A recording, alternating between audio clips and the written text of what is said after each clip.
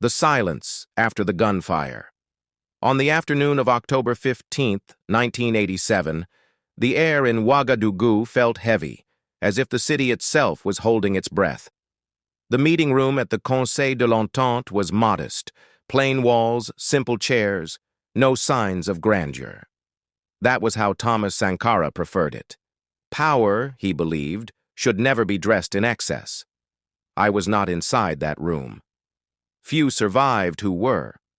But the silence that followed reached all of Burkina Faso. Sankara was only 37 years old, yet he had already rewritten what leadership could look like in Africa. He rode a bicycle instead of a motorcade.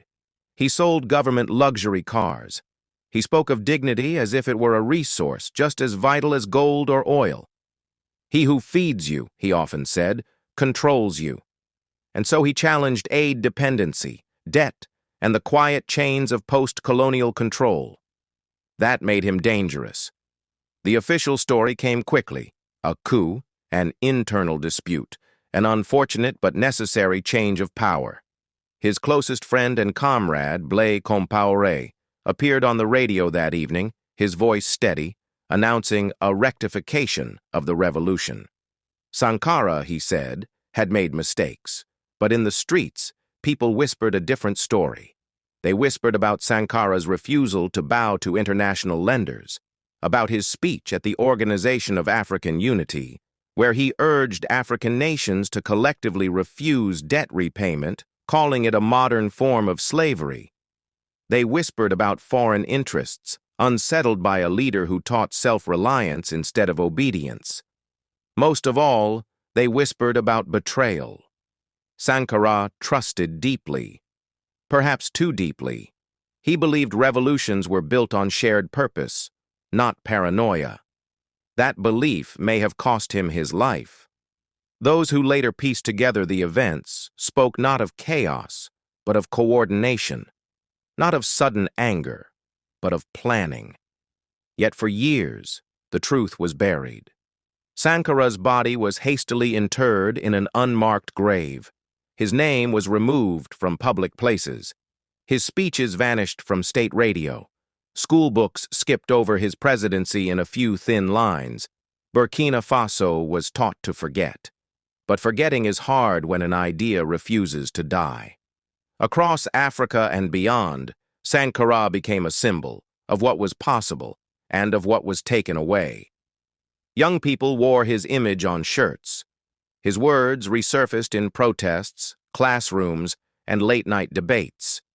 Each repetition was an act of quiet resistance. Decades later, the silence finally cracked. After a popular uprising removed Compaoré from power in 2014, investigations reopened. Witnesses spoke, documents emerged. Sankara's remains were exhumed for identification. For the first time, the state officially acknowledged that he had been assassinated. But even then, the full truth remained elusive. Who ordered what? Who benefited most? Which conversations happened behind closed doors, beyond the borders of Burkina Faso? History rarely answers such questions cleanly. Power prefers shadows. What is known is this: Sankara's death was not just the loss of a man, but the interruption of an experiment. A country was trying to stand upright in a world that profits when some nations remain bent. The hidden truth, then, may not be a single secret document or name.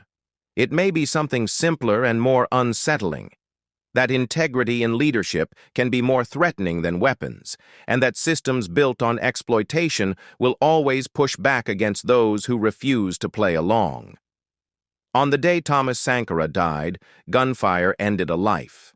But it did not end an idea. Ideas, unlike men, do not bleed.